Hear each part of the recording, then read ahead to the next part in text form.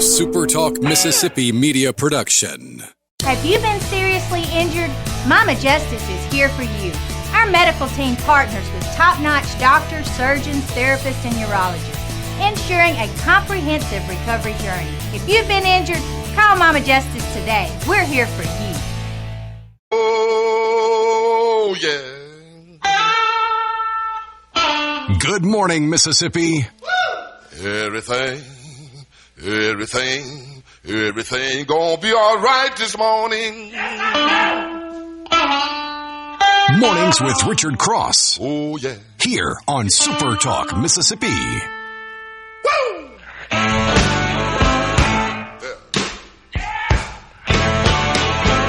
Now, when I was a young boy, at the age of 5, my mother said I was gonna be the greatest man alive. But now I'm a man, way past 21. I want you to believe me, baby. Hello, good morning. Welcome in. Mornings with Richard Cross on SuperTalk Mississippi. Thanks for joining us. Streaming at supertalk.fm. If you want to watch, you can do so at SuperTalk TV. You can listen on the app so that it's convenient for you on the go, wherever you are, whatever you're doing. But regardless of how you listen, we say thank you. Oh, yeah. Also, there are those dozen SuperTalk Mississippi radio stations all across the state where probably the majority of you are listening this morning. A Thursday morning. Feels nice outside. You walk out yet? Not a bad morning to grab a cup of coffee and sit out on the back patio, the back porch. Not really the nip in the air, but just kind of pleasant. Good start to the day. Welcome in. Alongside Lance Tolbert, I'm Richard Cross. Morning, friend. What's up, dude? Back in the digs. How was the marina? I mean, what a day. It was cool. That was neat, wasn't it? Yeah. How many boats did you catch getting out of there? Did you see any of the high dollar ones that just could scoot? No. I mean, there were a couple that took off while we were on the air. Mm-hmm. But I think a lot of the guys that were going to practice a little bit later in the day. Yeah. So sounds like it's going to be a busy weekend. Oh, man. And they're getting ready to push off, aren't they? Wasn't it 7 o'clock? I think it was 7, right? For the start. Said they were going to do it in waves of 25 boats, I think. So I'd love to see that this morning. But, man, that was fun to be there yesterday for kind of previewing the Bassmasters Elite Series event. Appreciate all of our friends at the Columbus Convention and Visitors Bureau. It was good to be there. And it was good to get back home last night also. Nice to see the kiddos. And tell you what, man, my wife's been gone this week, and I am ready for her to come home.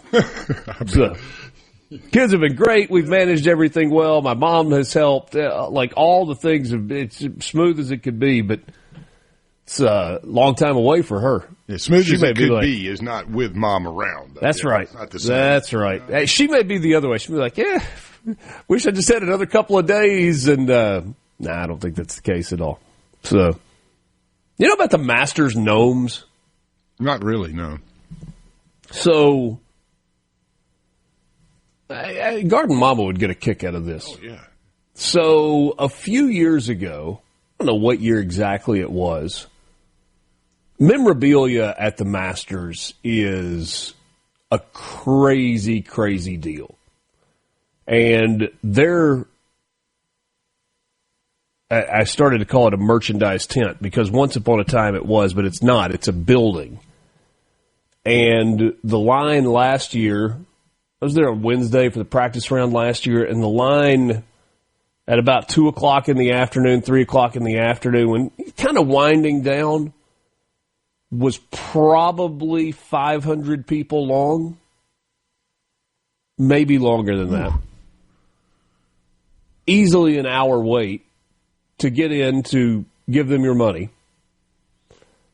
And it had been like that for hours and hours and hours. Like the entire day. And it's an incredible operation. They've got good quality stuff and people love it. People love getting merchandise with that Masters logo on it. I got a coffee cup right there. Great stuff. But a few years ago, they dropped gnomes as just random trinket. And they're about, 8 to 10 inches. They're like garden gnomes. Okay.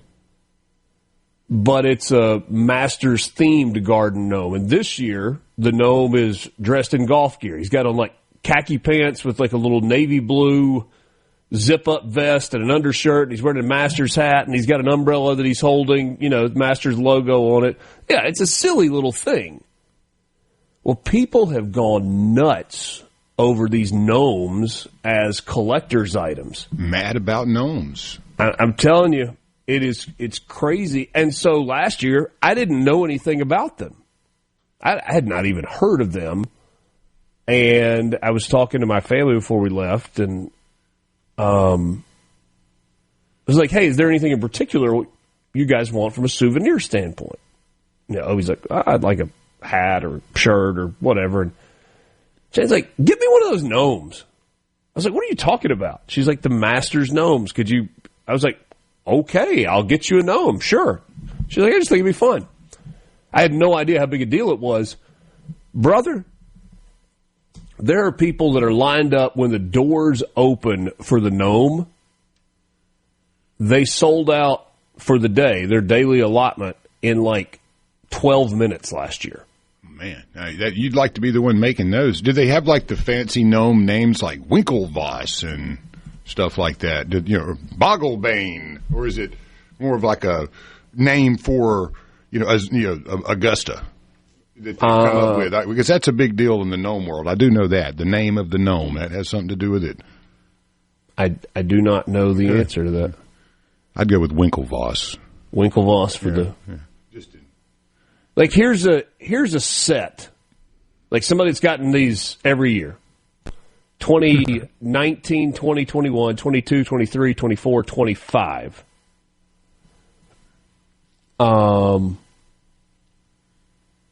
eBay for $9,999 for those 7. Ooh.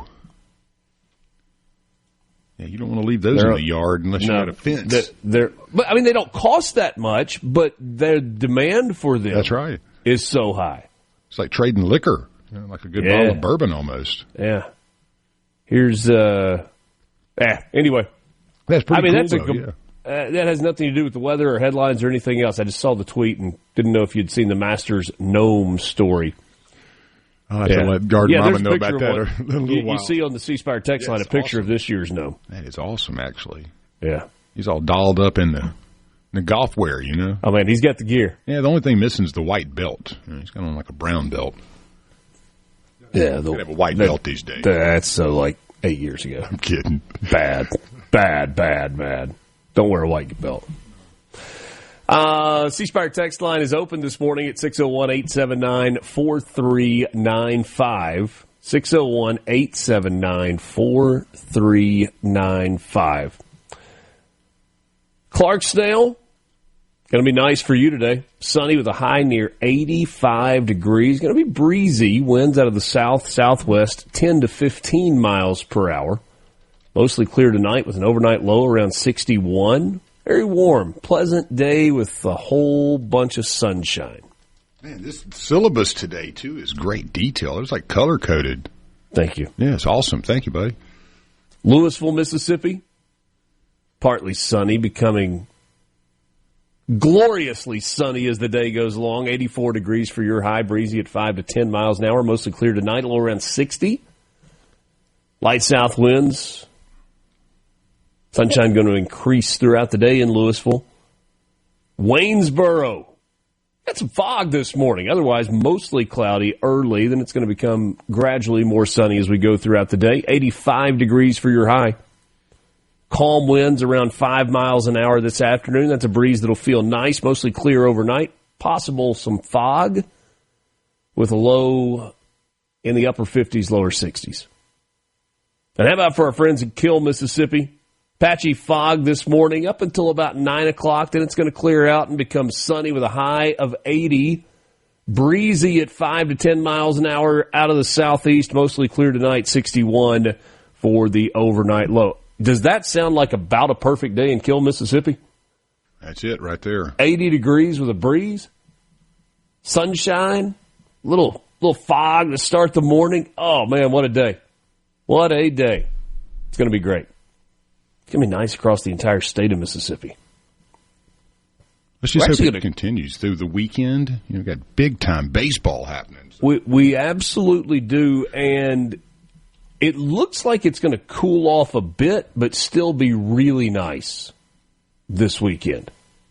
If everything I've been looking at so far, tomorrow, I'm just looking at Oxford because that's where the series between Ole Miss and Mississippi State is. Tomorrow's 76. Saturday, just a high of 63, and then 75 on Sunday. It's pretty good, man. Yeah, take that all day long. That is pretty good. We got birthdays. We got this day in history. We've got news headlines. We've got your morning sports update. Did you know that Major League Baseball season got started last night? Do you know you can't win 162 in a row if you don't win the first one? It's imposing there, isn't it? Did you know that the 27-time world champions are probably never going to lose a baseball game again in the entirety of history?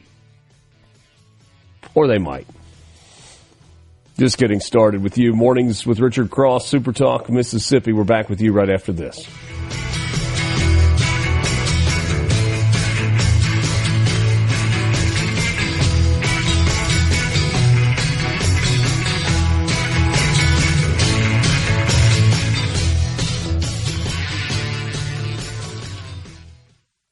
From the Venable Glass Traffic Center. Know where the news is going next. Mornings with Richard Cross on Super Talk, Mississippi.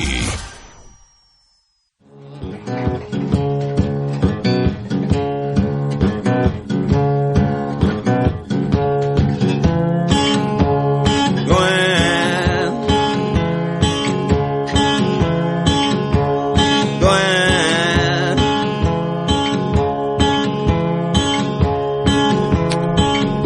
2016 was the first year that the Masters produced a gnome for sale at the tournament. They've done so every year since, with the exception of 2017. The full-size version of the gnome sells for $49.50. The smaller version for $30. Both of them sell out almost instantly each day of tournament week. There is a limit on the number of gnomes that a patron may purchase, and there is a rumor that this might be the last year that the Masters makes the gnome. Oh, that kind of pushes the price up a little bit. A little salesmanship. Guy from Golden Age Auctions, Ryan Carey, told Golf Digest that he predicts that an original Masters gnome from 2016 is going to sell for more than $10,000 when he auctions it off in April of this year. Bonkers. I don't care how cute the gnome is. That's bonkers. Robert Frost was born on this day in 1874, one of the most celebrated poets in America's history. For works like The Road Not Taken and Stopping by Woods on a Snowy Evening, which captured rural life and profound human insights. Tennessee Williams, the Pulitzer Prize-winning playwright, famous for A Streetcar Named Desire and Cat on a Hot Tin Roof, was born on this day in 1911. Pioneering American Supreme Court Justice Sandra Day O'Connor, born in 1930, the first woman to serve on the United States Supreme Court, did so from 1981 until 2006. The great James Caan was born on this day in 1940. Ooh. Sonny Corleone and The Godfather. Yep. Misery. Misery's awesome, yeah. Brian's Song. The Killer Elite, another really good one. Head football coach in the program. Yeah, he's made. Remember? He's in Rollerball. I mean, Bridge Too Far. So many great movies that he was a part of. Thief. None bigger than Sonny, though. No, that was the iconic performance there. Hot-headed Sonny. Yeah. Nancy Pelosi, born in 1940. Good for her. Diana Ross, the American legendary, just Motown icon, with the Supremes and a solo superstar with hits like Ain't No Mountain High Enough. She was born in 1944. Steven Tyler and his large mouth were born in 1948. Frontman for Aerosmith. Dream on, dream on. He's got a voice now. Sweet emotion. That flamboyant stage presence. I don't know Steven Tyler any more than I know who's the biggest star on the planet? I don't know. Whatever. Madonna. Obviously, Madonna, not the biggest star on the planet anymore. Steven Tyler and Madonna may have like shared boas. Maybe. The point, what I was trying to make while I was trying to come up with another random famous person that I don't know was he kind of seems like a pretty decent dude if you watch him on American Idol as a judge. Seems genuine. But I don't know. Anyway, Martin Short. Oh, Martin Short. Born in 1950. My little buttercup has the sweetest smile. Chip, chip, chip, chip, chip, Lonnie. Keira Knightley, born in 1985. What happened on this day? Terrible earthquake in Caracas, Venezuela. One of the worst of all time. A 7.7 on the Richter scale killed an estimated 15 to 20,000 people. One of the deadliest natural disasters in the history of South America. The term gerrymander was coined on this day in 1812. A political cartoon in the Boston Globe satirized Massachusetts Governor Elbridge Gerry's oddly shaped voting districts, giving birth to the enduring term for manipulative redistricting, gerrymandering. I think I've dug that old cartoon out before. It was pretty good when they patterned it. You know, I can't remember. It was one of those old Tuck styles that were really fun back then when they used to actually have political comedy that was great cartoons. Good political comedy. You had to like look at it and figure it out. 1945, the Battle of Iwo Jima comes to an end. United States forces declared the Pacific Island secure after brutal fighting. It cost thousands of lives on both sides. The battle became iconic, symbolized by that famous flag-raising photograph on Mount Suribachi. Dr. Jonas Salk in 1953 announced the polio vaccine. The American scientist revealed successful testing of his inactivated polio vaccine, paving the way for massive clinical trials and eventual near eradication of the disease worldwide. Is polio the most effective vaccine of all time? I mean, it'd have to be pretty close, huh? Think about all the people who it saved, from you take a debilitating death sentence that's fairly rampant and eradicate it globally? It was just a couple of years ago. Today, 2024, when a container ship lost power and struck the Francis Scott Key Bridge in Baltimore, causing its total collapse, killing 6 maintenance workers, a major modern infrastructure disaster that disrupted shipping for months. All right, let's get to some news headlines. And I thought, Lance, that this morning we should start with hard-hitting news. I'm in, man. I mean, just because of the suit he had on. Please take me back home to Mississippi. If you recognize the line, you know Afro Man. And he's coming back home to Mississippi. The Grammy-nominated rapper from Hattiesburg announced plans for the 2026 Freedom of Speech Tour. It includes 30 stops across 12 states and Canada. Martin's downtown in Jackson on April 2nd. Brewski's in Hattiesburg on April 4th. Crossroads Arena, May 1st in Corinth. Tickets are available now. In addition to that song, Mississippi, Afro Man, best known for hits like Because I Got High, Because I Got High, Because I Got High, da-da-da-da-da-da.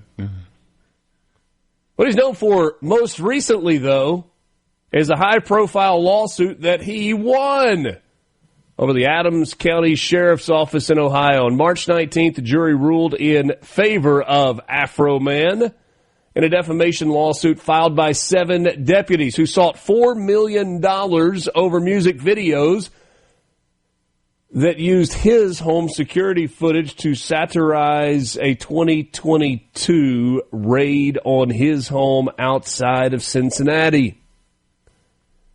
The deputies argued that their reputations led to harassment, or harassment if you prefer. The raid, which stemmed from a drug and kidnapping investigation, ultimately resulted in no charges.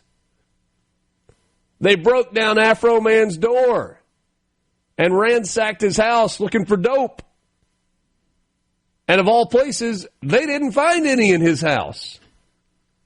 And so he later, in music videos, incorporated the footage into songs like Lemon Pound Cake, criticizing the officers' actions and accusing them of taking $400. There was a particularly hefty officer who seemed to be going about his business in the raid until he noticed a lemon pound cake on the counter in the kitchen. You can't make this stuff up. And so Afro Man writes a song about lemon pound cake and the tubby officer. And oh, by the way, Afro Man in the trial wearing a bright American flag, red, white, and blue suit. If you have not watched clips from the trial, please do yourself a favor. Laughing is good for the soul. You will laugh, you will laugh, you will laugh. And on top of it, he wins. Yeah. And then he won! Ay, ay, ay. Way to go, Afro Man. Well, you know, if you video somebody's house while you're tearing it up, and then they use it in a rap video. They didn't video it. No, that was his own security footage. Okay, he had security cameras inside his home. Yeah, it's fair game, right? The world, the video today. Got to be careful what you get caught on. Busting down the door in Afro Man's house. Eating his lemon pound cake. Losing your momentum because there's a lemon pound cake made by his grandmother. Oh, love it. Beautiful. C-Spire text line open to you right now at C-Spire. New and current customers can get a free phone, watch, and tablet plus 100 gigs of data for just $90. There's more to see at C-Spire. Visit cspire.com today. Back with you with your morning sports update after this.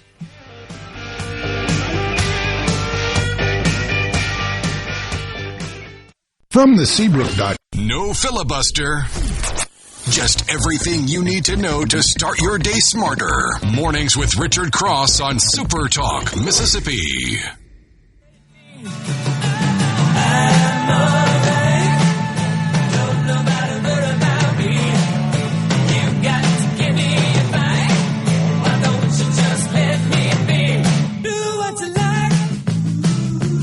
Text line, these giant bugs are thick. Yep.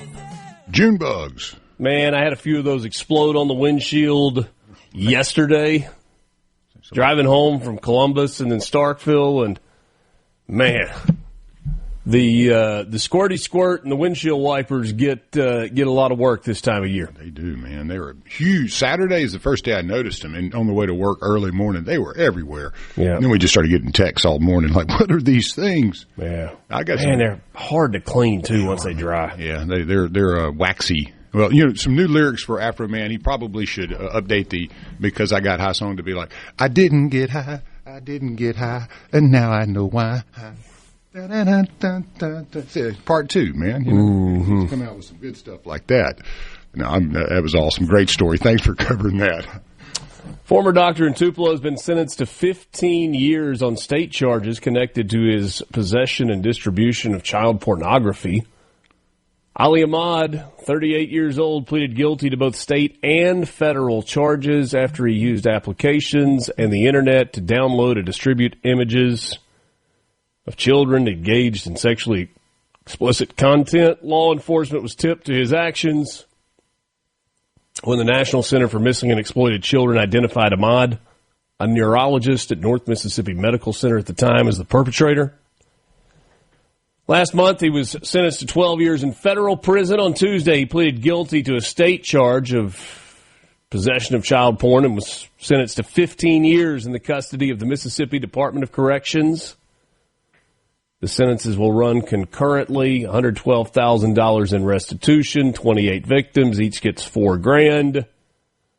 Ahmad's on a work visa to Mississippi. He's going to be deported to Pakistan, or as Barack Obama would have said, Pakistan. After serving his sentence, the Lee County Sheriff's Office led the investigation. He might get deported to Pakistan. Maybe. And it has nothing to do with the deportation order. Something tells me that prison might not be too kind for Ali Ahmad. I will have to reach deep, deep, deep into my soul to find a tear to shed if it happens not to be kind for him in prison. Hey, I'm rooting for it. Morning sports update brought to you by Pearl River Resort. Online at pearlriverresort.com. Pearl River Resort, your home for casino thrills, family fun, and live entertainment. And right now is the time to be at the Dancing Rabbit Golf Club. The azaleas are blooming. You might even think you are in Augusta, Georgia. Book your tee time online at dancingrabbitgolf.com. dancingrabbitgolf.com. Professional hockey is returning to South Haven, Mississippi, after nearly a decade-long hiatus. Officials with the Landers Center announced yesterday that a local team will be the 15th member of the Federal Prospects Hockey League this coming season. The new team is the second that is based in Mississippi. They'll get going on the ice in October. The Biloxi Breakers are the other team in the league. This new team in Memphis, South Haven, will mark the first time that hockey has been played in Landers Centers since the Memphis River Kings disbanded in 2018. They had a long run. They spent 19 years in the Landers Center, which I didn't know that building was that old. I went to like a go-kart race there many, many years ago. Yeah. It was one of the cool things. Buddy, I had needed a lung cleaning after that, but that was one of the all the dust. Man. Yeah, and the little cycle engines burning. That place is really nice. I mean, it's big, It is, and they're adding on to it. I noticed that when I was driving to the airport the other day. They've got a big addition that's going on the side of the building. So, hockey's back. Hockey's back in North Mississippi.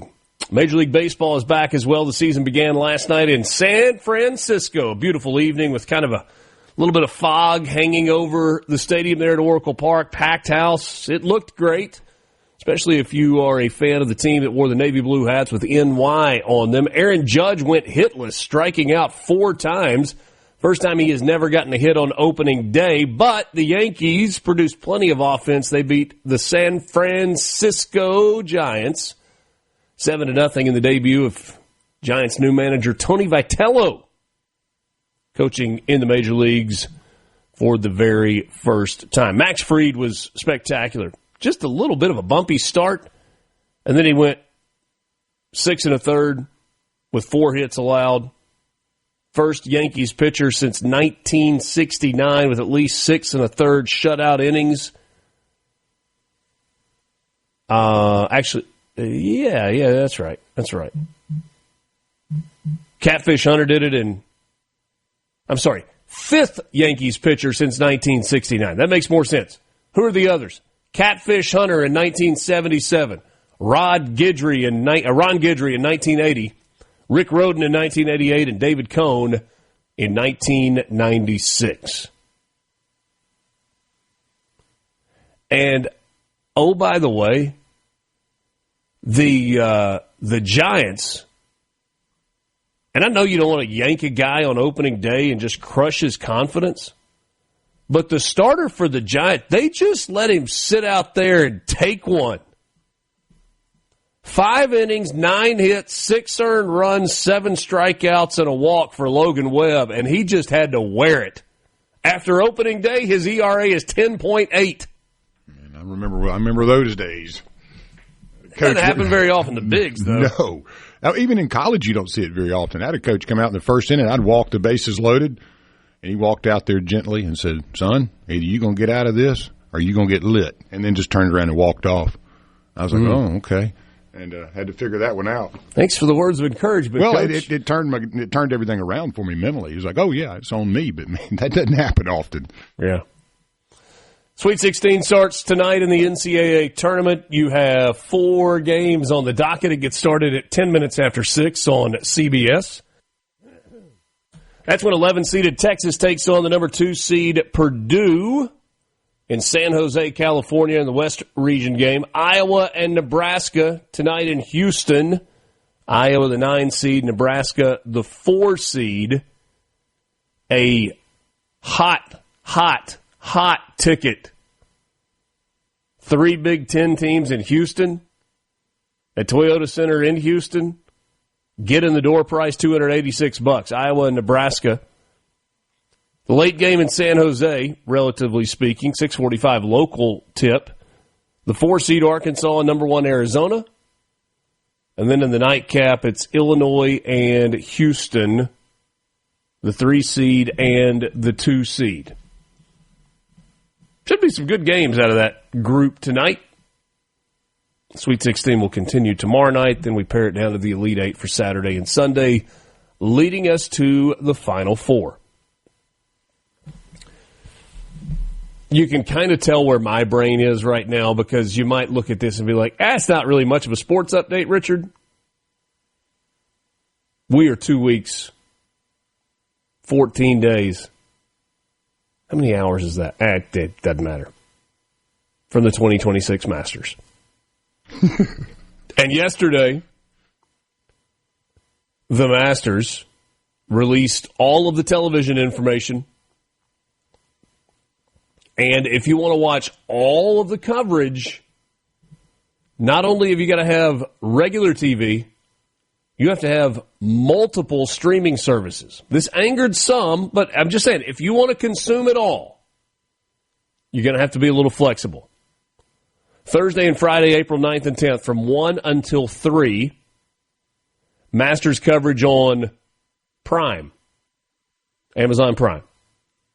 And then from 3 until 7:30, so at a 4.5-hour viewing window, these are Eastern times, so noon until 2, and then 2 until 6:30.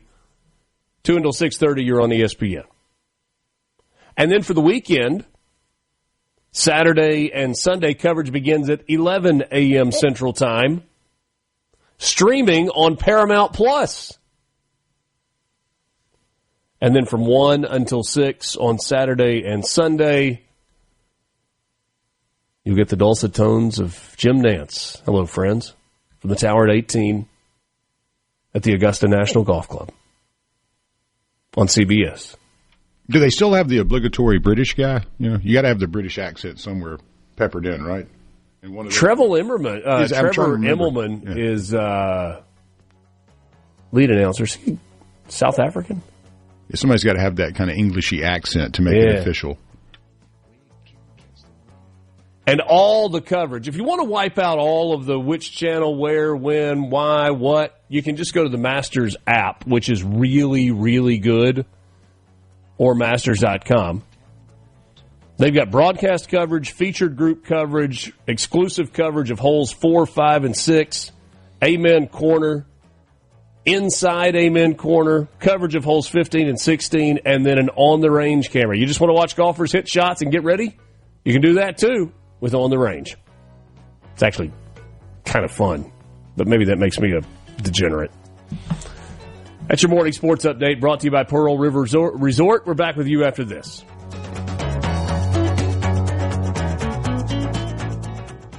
From the Venable Glass.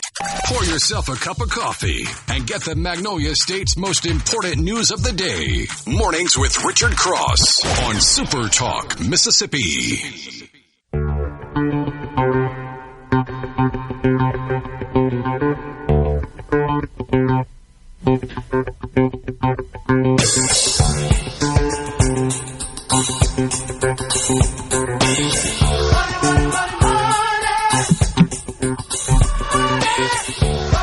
Welcome back. Mornings with Richard Cross, SuperTalk Mississippi. Thanks for joining us. Time for your Mississippi Lottery Update, brought to you by the Mississippi Lottery, online at mslottery.com. That's mslottery.com. Estimated jackpot for Saturday in Lotto America is now over $20 million. The cash value of a little better than $9 million. No jackpot winner yesterday with Powerball in the $166 million drawing. That's what you've got coming up on Saturday anyway. $75.2 million, the cash value for the winner. Friday night's drawing in Mega Millions worth $70 million or $31.5 million if you take that lump sum cash payment. No millionaire for life winner. The Mississippi Lottery is joining the Howell's St. Patty's Day Parade in a whole new way this year. Put on your green, come enjoy the floats, music, and festive fun for the whole family in downtown Jackson this Saturday. What's it all about? You have to come see for yourself. Head downtown this Saturday for Howell's St. Patty's Day Parade and look out for the Mississippi Lottery. You doing St. Patty's Day this weekend? No, I got to work, man. Well, I know that, but you won't have to work all day, will you? Yeah, I'll be here to about 6 or so Saturday, from about 6A to 6P. Sunday, man, when it's your only day off, I don't want to accomplish a lot sometimes on Sundays other than yard work and chilling. But you know, I've been to a few of them. They're a lot of fun, and there's a ton of people. Mm-hmm. They do a great job. That's one of the things Jackson, as far as partying goes, it's ready to roll, and I've always had a great time. And just to be clear, St. Patrick's Day was like a week ago, right? I guess, yeah. I think just so, pick a weekend in the month and go for it, right? You want good weather, you know. I've been a part of a couple of those where it's a little soggy and everyone still shows up. So hopefully it'll be a wonderful weather for a big event. But yeah, you're right. Just kind of pick a week and let's roll. Can't rain on their parade. Need to have a little gnome sale out there. Yeah. Sounds like they're hot items. We need to call Dancing Rabbit and have them make little rabbit gnomes. Ooh, do their own little thing. I don't hate that idea at all. Maybe a gator, somewhere in there. Yeah, collector's editions. Kelly in Florence says, "Good morning, gentlemen. Have a great day to you, Kelly, as well. To you as well. Thank you." Elvis was a big part of the polio vaccine. Think he did it on live TV to help talk people into getting it? I don't remember watching that live. Kidding, obviously. Good stuff. We have got a busy morning. We got a lot going on. At 7:20 this morning, the chairman of the Senate Public Health and Welfare Committee, Senator Hob Bryan, will join us in studio. We have much to discuss with the senator from Amory. In the 8 o'clock hour, Webster Franklin will join us. He is CEO and Executive Director of the Tunica Convention and Visitors Bureau. He's been in that position for a long time, and we're gonna visit on some of the changes that he has seen. I don't know if there is a documentary or there is going to be a documentary, but it would be a fascinating one. Tunica, Mississippi, going from the poorest county in the entire United States to a place that was so flush with cash they didn't know what to do with it, and then the fall off to some degree. And what is going on to try to maintain some of the success and not squander all the riches that were made. And there's still the infrastructure for a lot of really cool stuff, including a pretty spectacular golf course or two. So anyway, we'll get into all of that with Webster Franklin coming up a little bit later this morning. Where are we on peace talks between the United States and Iran and Israel? Well, it depends on who you ask. Trump says, yeah, we're talking. Iran says, no, we're not. Israel and The UAE and Saudi Arabia says, keep on bombing Iran. Like, they don't want the Beach Boys song to go away. Hey, Uganda jumped in. They're an ally now, I think. Oh, really? Yeah. Huh. What's Uganda got to contribute? And I don't mean that in a negative way. Like people, money, munitions. I guess everybody's got something. Yeah. And then some have stuff to contribute and won't, or don't. Or they're like, yeah, well, now that they shot at us, we'll contribute. And then we got some developments. We got some developments in Jackson, and that's where we will begin the 7 o'clock hour when we come back. If you've been with us the last 2 days, you know there's been a lot of discussion about the disaster loan plan.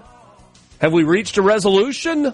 We'll tell you next. Mornings with Richard Cross, Super Talk, Mississippi, presented by Community Bank, online at communitybank.net.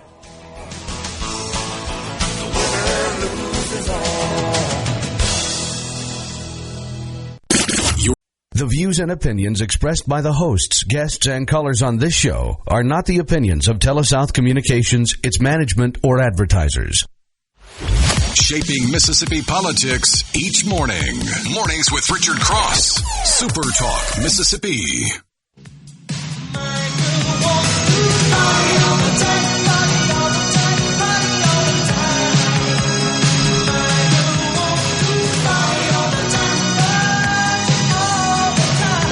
Glad to be with you. It is Thursday morning, the 26th of March. This is the 7 o'clock hour of Mornings with Richard Cross, and I appreciate you joining us.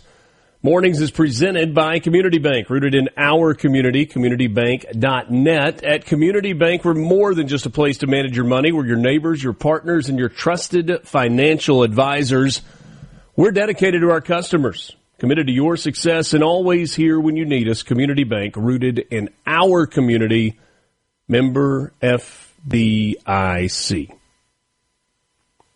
The C Spire text line is open, 601-879-4395, 601-879-4395. Love to hear from you this morning. With C Spire, it's easier than ever to get all the devices you want in one move with the Ultimate Connect bundle. Right now, new and current customers can get a free phone, watch, and tablet, plus 100 gigs of data for just $90. That includes the new iPhone 17 and Samsung Galaxy S26 for free, and a free smartwatch and a tablet to go with it. So don't wait. There's more to see. Visit cspire.com or stop by your local C Spire store today. For the last couple of days, we have been talking about Senate Bill 2632. And that was the Disaster Recovery Emergency Loan Program Act, authored by Scott Delano. A lot of folks in the House and the Senate worked on this one. Senate bill that goes to the House, House comes back over. Anyway, ultimately, it ends up in conference. And the conferees work with the governor's staff to make sure that this is a bill that is tenable for everyone. And everybody thought they had an agreement. Turns out there was a disagreement, actually, because not everybody was on the same page on interest on the loan. How exactly that is possible, I do not know, other than the fact that maybe we should give a little bit of grace to the fact that not everybody that works in government is as locked in on the numbers and the structure of interest rates on loans. I'm trying to give grace when I say that. And yet, on the other side, I'm thinking, man, some of that financial literacy stuff that we've been talking about in high schools and colleges sure would be good. Because somebody believed that a 12% interest rate on a state loan to local communities was a good idea. Or somebody had no idea what 1% a month interest meant. I've kind of gotten to the point where I think those are the only two options. Either you have no idea what 1% a month interest meant,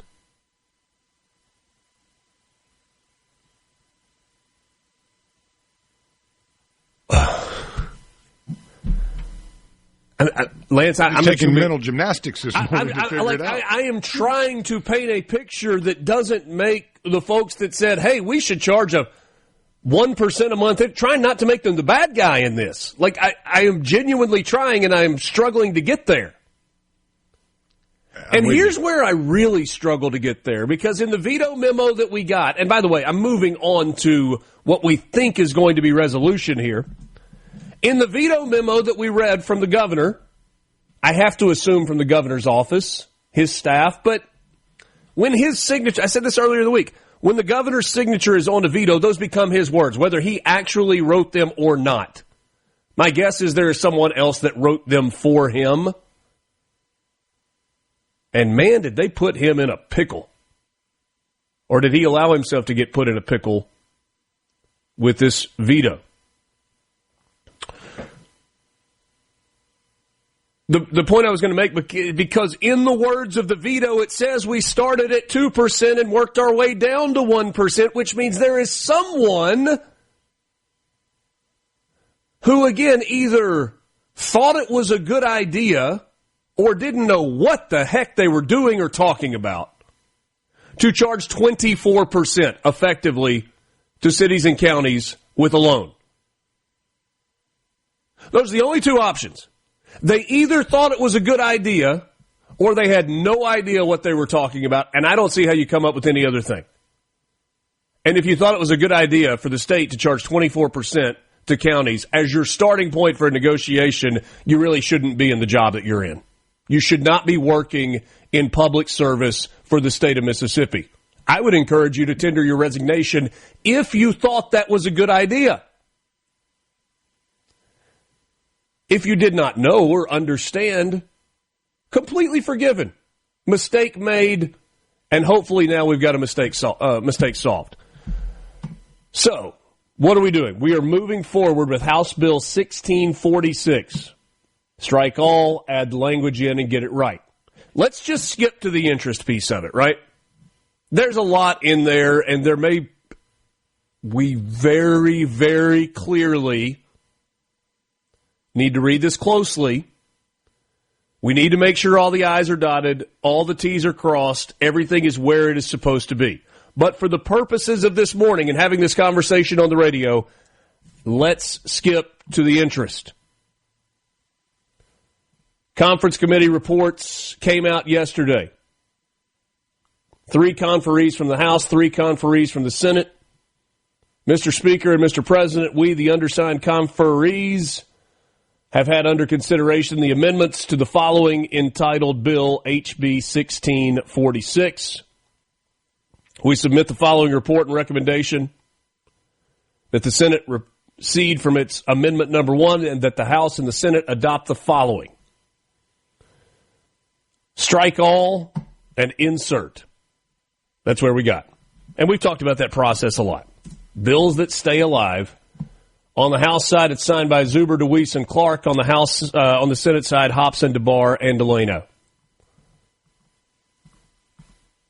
Same general structure, but with interest rates that make sense. 3% is where they settled. 0% for the initial piece of the loan. So while you are receiving money from FEMA, paying your vendors, going through that, it's a 0% loan. Any remaining balance after that, if you have ineligible FEMA reimbursement expenditures, if you had to borrow money for other parts of your cleanup effort that are not eligible, then there's this opportunity for this low-interest loan from the state. And that would be at 3% for up to 5 years. That is a per annum rate, or a yearly interest rate, an APR or an APY, as bankers would describe it. And look, if you look at this and you're like, hold on a second, I thought it was going to be 1% and there was just misunderstanding. This may be where the compromise lay. A 1% loan is almost free money. There are administrative costs tied to the loan. This is a little bit of skin in the game for the cities and the counties, and yet it's very, very fair.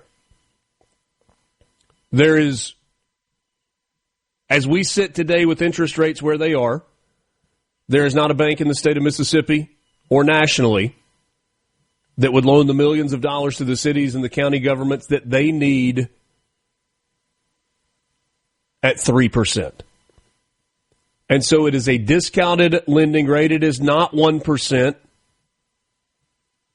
And you might go, well, if it was just a misunderstanding, why don't you go back and do it at 1%? Well, maybe this allows everybody to save face a little bit. You can say it's a fair rate. It's a reasonable product. This did not go nearly as smoothly as it should have gone. Let us get this done. So what are we waiting on at this point? We are waiting on unanimous consent from the House and the Senate. Will we get that unanimous consent? Will there be objections? Will we have to end up with a roll call vote? I don't think so. I think as this bill is explained, it should be clear that it makes sense. And goodness gracious, get it done so this can get funded, because I promise you cities and counties right now have a stack of invoices that are due with, in a lot of cases, no money to pay them. Time is of the essence. Senator Hob Bryan will join us coming up next. His name has been featured in the drama of this disaster recovery bill throughout the course of the week. I look forward to his insight coming up next. Mornings with Richard Cross, SuperTalk Mississippi, streaming at supertalk.fm and SuperTalk TV. We're back with you right after this.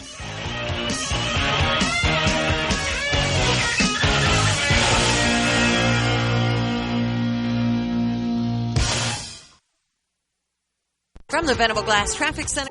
Here on SuperTalk Mississippi. What else? And always on the SuperTalk app.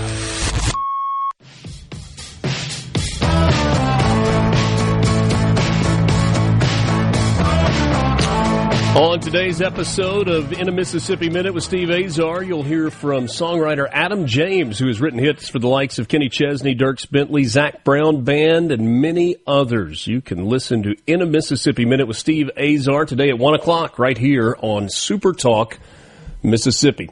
Thanks for being with us this morning. Mornings with Richard Cross, presented by Community Bank. Excited to visit with my first guest this morning, the senator from Amory, Mississippi. He is a representative of District 7, chairman of the Senate Public Health and Welfare Committee. He is Senator Hob Bryan. Sir, good morning. Thank you. Thank you for having me. Senator, your reputation precedes you. I have had a number of people that saw the lineup of guests this morning who was coming on, and they're like, "Oh, Hob Bryan's on today. I'm going to be sure and listen to that. Anxious to hear from you." Well, I'm happy to be here, and I appreciate the chance to visit with you and your listeners. Well, we appreciate you coming in this morning as well. I do have to ask you this. It is my understanding that you are a concert pianist. Is that correct? No. A piano player? I can play a few hymns if they're very few sharps and flats, and I have time to pause and try to look at the hymnal to get the chords right.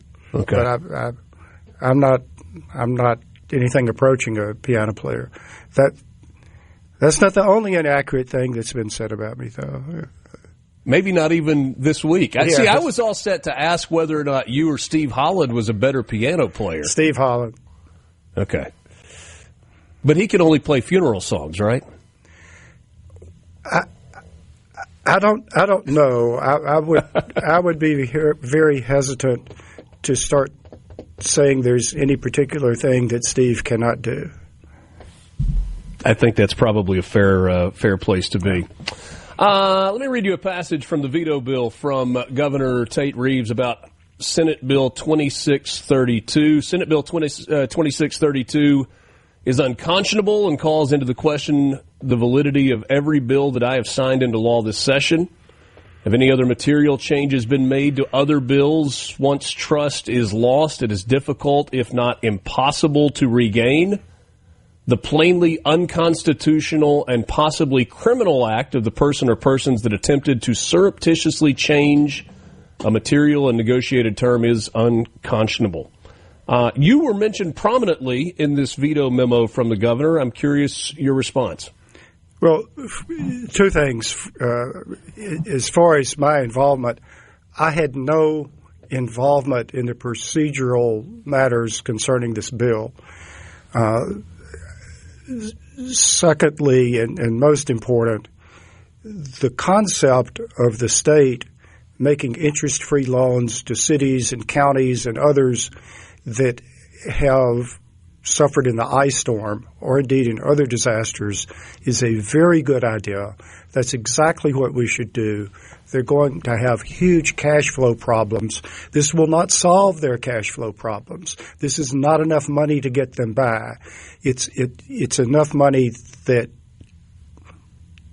can get to them at 0% interest rate that will alleviate the pain they're having. It's a very good idea. As I think you said earlier, on a different bill, the legislature has found a vehicle to adopt that program.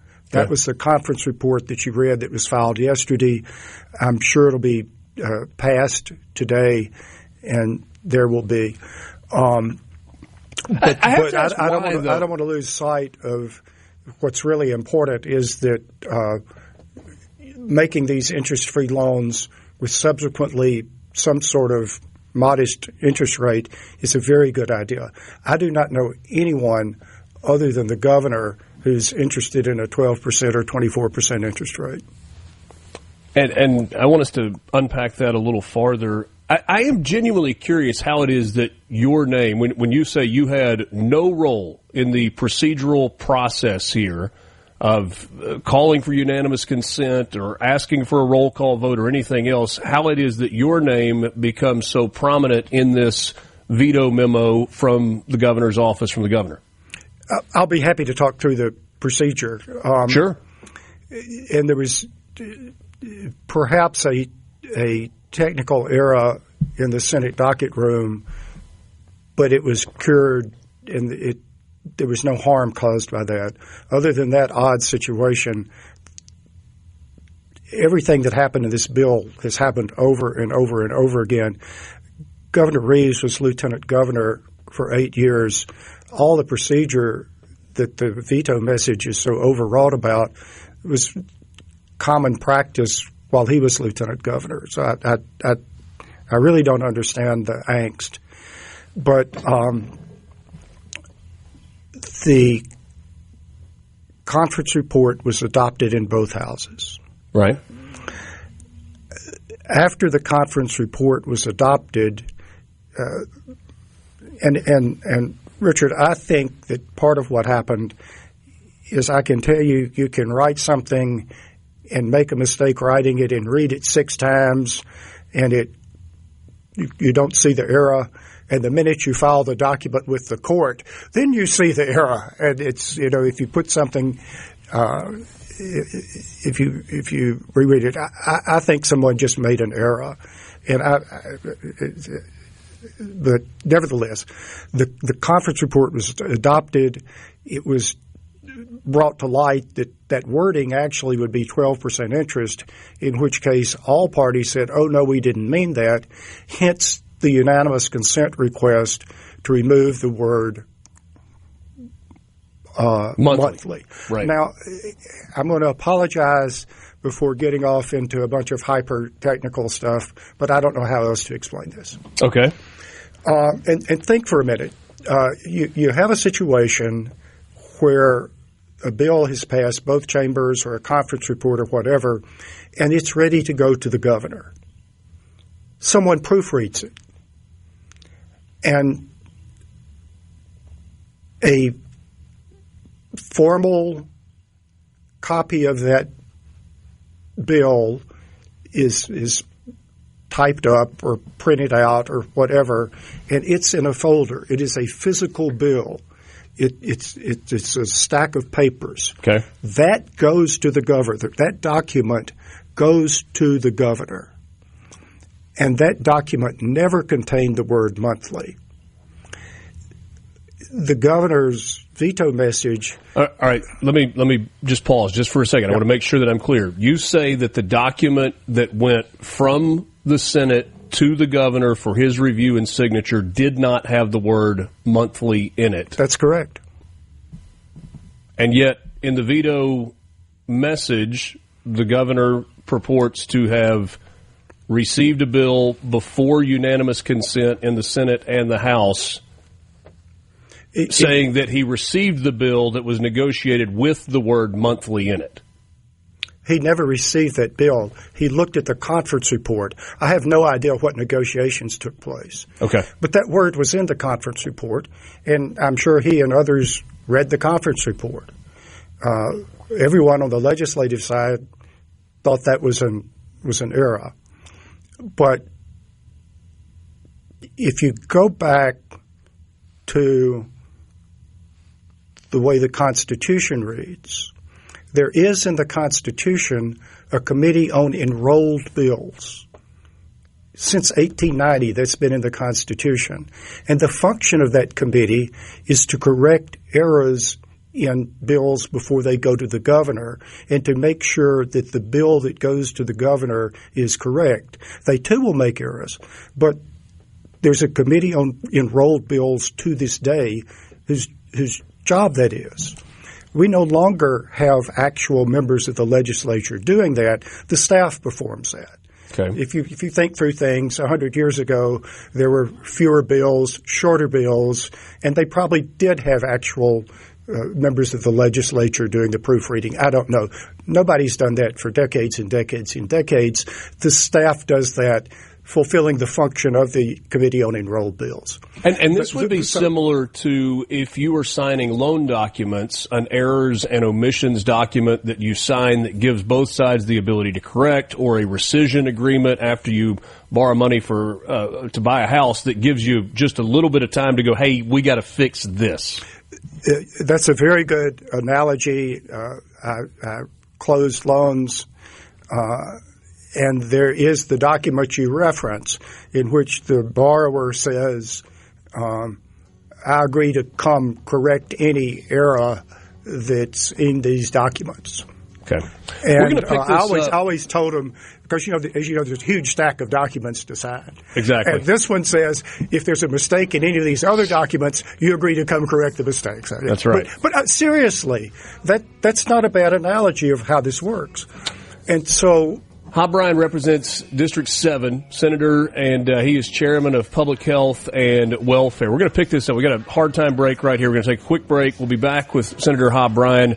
We'll talk about the rest of this and some other topics I want to get to with him as well. Mornings with Richard Cross, Super Talk, Mississippi. We're back with you right after this.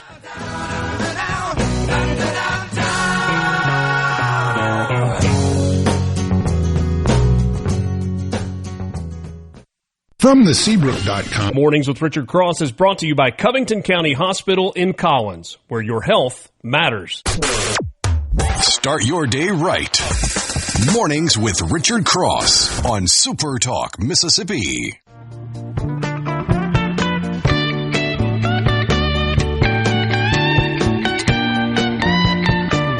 Senator Hob Bryan is my guest. It is Mornings with Richard Cross on Super Talk, Mississippi. We appreciate you being part of the conversation. We're talking about the process, and maybe we're wasting time at this point because the House and the Senate conference have come together and have gotten together a new bill. Senator Bryan said just a moment ago, let's not lose sight of the fact that this is good legislation to give 0% and then ultimately low interest loans to cities and counties that need it in the wake of the natural disaster that was the ice storm. Is there a quick way to put a bow on this? And then Yes. Okay. I'm just disappointed that right before the break you didn't say, and we'll be back with the rest of the story. I thought I could be Paul Harvey just for one. When we last left this saga, there was a conference report. There was an error in it. The Senate got unanimous consent to correct the error. The Senate docket room, thinking that the House had already granted unanimous consent, prepared a formal printed copy of this document without the word monthly that's caused so much trouble. Mm-hmm. That printed docket is what went to the governor. That's what the governor acted upon, can act upon. The legislative history is a curiosity, but what's important is what got to the governor. And the Senate or the legislature did not change the document after he got it unless we can teleport words from one document to another or something. So what happened, though, was the next day, realizing that unanimous consent had not been granted, the House granted unanimous consent the following day. That's unusual. That's odd. But when the House granted unanimous consent, however you want to look at it, they ratified what they did in the docket room. They did it nunc pro tunc, as lawyers say now for then. If the House had not gone on and granted unanimous consent, you might have had an issue. But nevertheless, it was fixed well before the veto message. Now, as far as the contents of the veto message, first of all, there's much talk about how terrible it is to change a conference report. We've got unanimous consent forever. There was unanimous consent to change sentences in conference reports when Governor Reeves was lieutenant governor. It's not an unusual thing. I'm surprised that there's all this angst about that. This is how I think I got involved in this. There is a printout of actions on a bill. Very recently, they've started adding when there's a unanimous consent request. We never did that before. We never did that when Governor Reeves was governor. So on March the 13th, when the Senate granted unanimous consent, there was not a bookkeeping entry on the computer. We've never done that before. In the middle of all this, that procedure changed, and now they do make the entries. That's why there's an entry for the House granting unanimous consent on March the 17th, and there's not one for the Senate. It's odd, but there's nothing nefarious. Okay. What did happen on the 17th is in a bill that actually went through the Public Health Committee that I chair. Right. I went up and got unanimous consent. That's what the chairman of the committee does. And mistakenly, looking through the tape on March the 17th, which shows somebody had a lot of time on his or her hands, they came across the unanimous consent request I made on a different bill, leapt to the conclusion it had something to do with this bill, and hence my starring role in this very strange veto message. Is it safe to say that you do not believe any of these actions were unconstitutional? They were not unconstitutional. Were they criminal? Certainly not criminal. They were not malicious.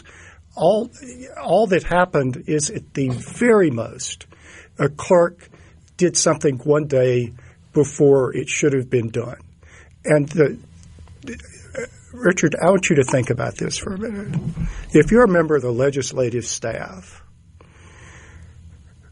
there are 174 of us. I mean, my goodness. And then you've got the lieutenant governor. How they manage to deal with us.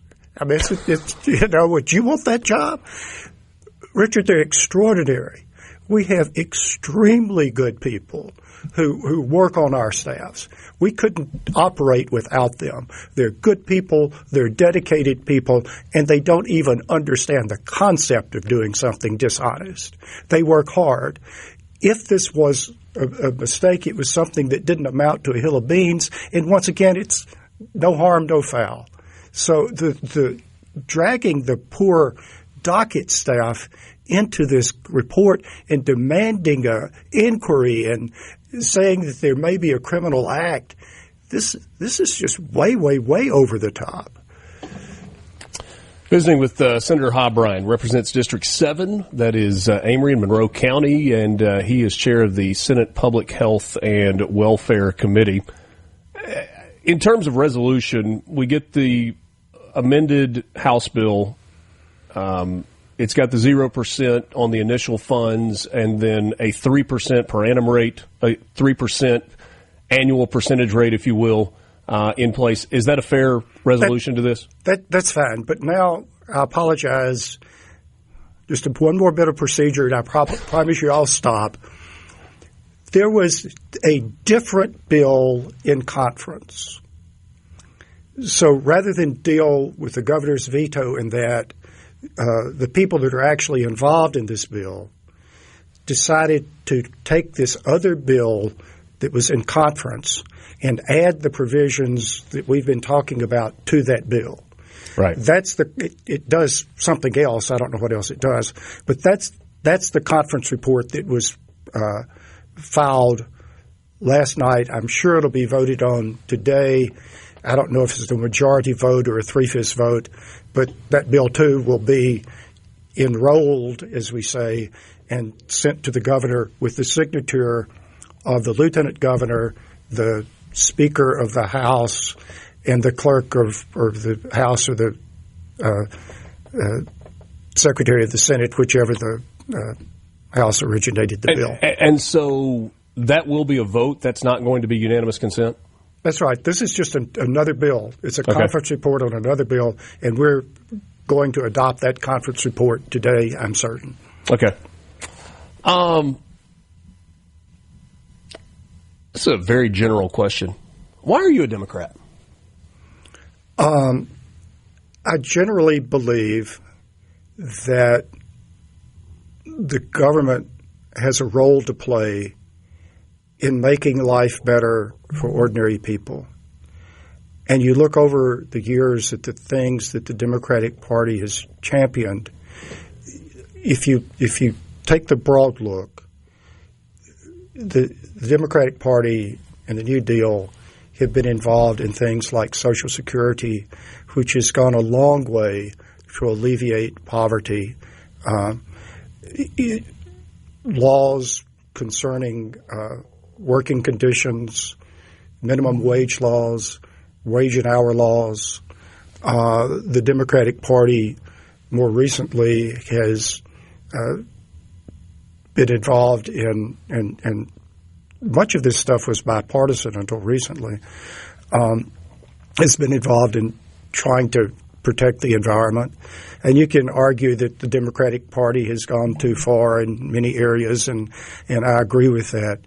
But and that was going to be my follow-up I care question. about ordinary people. I guess my follow-up question is, do you see yourself as more of a 1992 Bill Clinton Democrat versus a 2024 Kamala Harris Democrat? I did not think Kamala Harris was a good choice for the Democrats last time. I think I'm probably more a Franklin Roosevelt Democrat than anything else. That's fair. I don't know that we've got time to get into this. Do you have time to hang through the break for just a couple more minutes on the other side? I'm going to do whatever you tell me to. Well, I'm asking. I'm not telling. Yes. I want us to talk about the SNAP program and a bill that the state of Mississippi is about to be on the hook for in the neighborhood of $126 million, and see if you can give us a little bit more insight on that and kind of where we are moving forward. My guest is Hob Bryan. If we have time, I'll also ask him about the income tax elimination bill. He was very much against that a year ago. I'm curious if he has any changes on his thoughts on that as we continue to move forward. Hob Bryan is my guest. He represents Amory and Monroe County. That's District 7 right here in the state of Mississippi. He is chair of the Senate Public Health and Welfare Committee.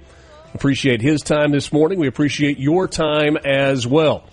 Your message is coming in on the C Spire text line at 601-879-4395. If you want to join the conversation, that is the best way to do so.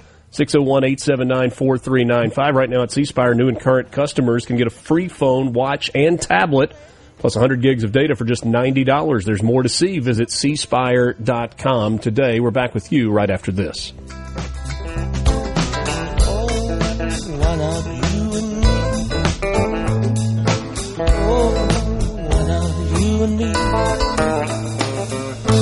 That's getting there.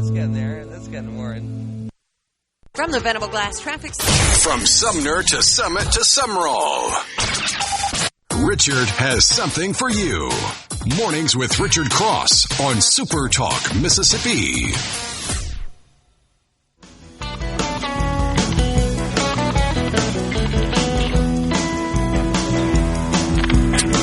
We sometimes get pretty clever messages from our texters on the C Spire text line. You can join the conversation at 601-879-4395. Senator Bryan, you're familiar with the term RHINO, the acronym for Republican in name only. Someone suggested maybe you're a dino. I think the truth of the matter is most people are in the middle. By definition, almost that's why it's the middle. And ever since I've been in the legislature, there's just been incredible overlap among Republicans and Democrats about public policy issues. And I just don't think it does anybody any good to have the hyper-partisanship that we seem to have today. Just to look at the most recent, or the presidential election that we're talking about, we've had 3 elections in a row when about half the people in the country voted for Donald Trump and about half the people voted for Hillary Clinton, Joe Biden, and Kamala Harris. So depending on whichever side you're on, I guess you can take the position that the other half of the country that voted for the other person is just hopeless and they're evil and they're beyond hope. I think it makes more sense to say, well, okay, if half the country is voting for this individual with all the flaws that individual has, why don't we stop and try to figure out what it is that's driving people to put an X by that name, whichever name it was. I guess that's just sort of my approach to things. Maybe if we talk to each other, we would find we've got more in common than we don't. That would bring in an old way of doing business, though, that was called compromise. Yes. Don't have a lot of that these days. Because of the error rate that the state of Mississippi has with regard to SNAP recipients, it appears as if we are about to be on the hook for a large amount of money, in the neighborhood of $126 million. I'm assuming this is something that you have looked closely at through your work with public health and welfare as chair of that committee. What can you tell us about that? Because that's a bill, I think there was a bill to try to clean that up and maybe avoid that was killed. Is that accurate?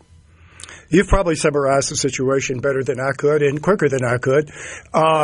I share Itawamba County with Senator Daniel Sparks, and Senator Sparks has actually been dealing with the technicalities of this matter and handled a provision on the floor dealing with the matter. Senator Sparks can tell you the details better than I, but in the most general of terms, we have a requirement that no other state has, which requires a lot of paperwork. And if the paperwork isn't right, we get charged for an error. Even if the money is being properly paid, it's not an error because someone who was not entitled to money got paid. It's because of this law we have that causes it an error. With the new legislation in Congress, we're in a position where that's about to cost us a huge amount of money. And I think there's a lot of support for trying to change that law, and I think Senator Sparks has found a way to do that. ABC has been in the conversation a lot recently. The alcohol beverage control, the debacle that has been distribution of product to retailers across the state of Mississippi. It has created an economic impact for a lot of those businesses. Should the government be in the business of alcohol distribution in the state of Mississippi? I think the problems are occurring with a private contractor. In other words, there's a private entity running the liquor warehouse. That was brought in by the government? Yes. Okay. I'm a Baptist. Could we talk about something else? That is fair. You were adamantly against the elimination of the state income tax a year ago for financial reasons. You cited a lot of unknown costs that were coming and expected rising costs that were coming. A year into this, have your thoughts on that changed at all? Well, I was right, once again. One of the things that's happened on the national level, and it's happening with disaster, is the federal percentage is going down and the state percentage is going up. So in disasters in the future, under the new law, the state's going to have a bigger obligation. But the real problem is we need money for things like roads, water, sewer. We have a retirement system that needs money. We don't have a third of the general fund budget to do away with. And the people that voted for it, many of them thought it was a terrible idea, but they felt that politically they had to vote yes. I think it was a very unfortunate thing, and I can come back and we can devote another entire show to all the problems with the income tax. But I'll hold you to that. The cities and counties need to watch it. We're going to pass costs. Whoever's here in a few years is going to pass costs down to them. Thank you for your time this morning, Senator. Good morning, partner. The sun is up, the coffee is on, and you're starting your day right. Mornings with Richard Cross here on Super Talk, Mississippi.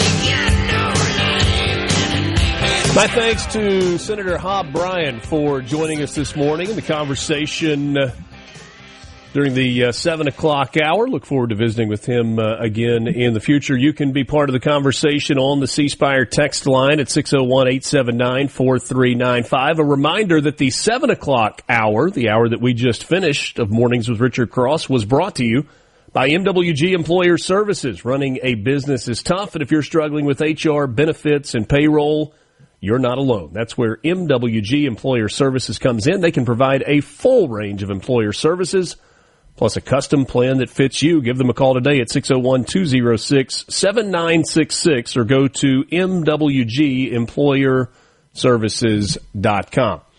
I've got another guest right now, and happy to welcome in Webster Franklin, the retired CEO and executive director of the Tunica Convention and Visitors Bureau. Webster, I appreciate your time this morning. I was thinking last night about what a ride it must have been running the CVB for Tunica.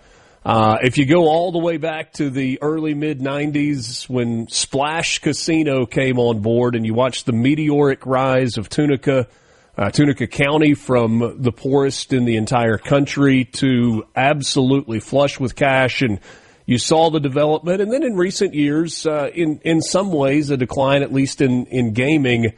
What a couple of decades that was.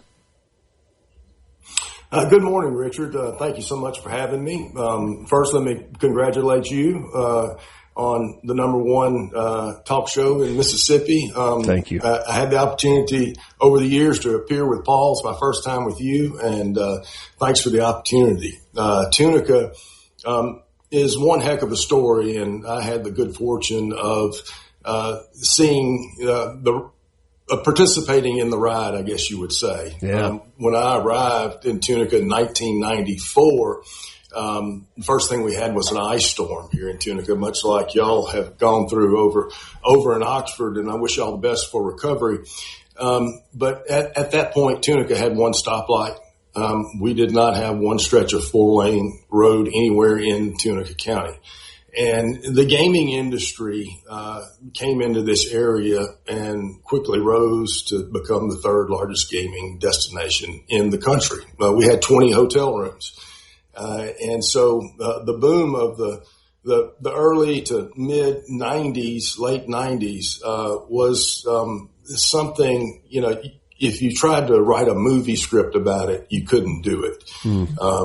We had more cranes across the levee building casinos than I think anywhere in the country. And it really gave this area of the Mississippi Delta the opportunity to shine and to bring visitors from all over the country for the first time. Tunica is unique in that within an easy day's drive, we're in relationship to 1/3 of the U.S. population.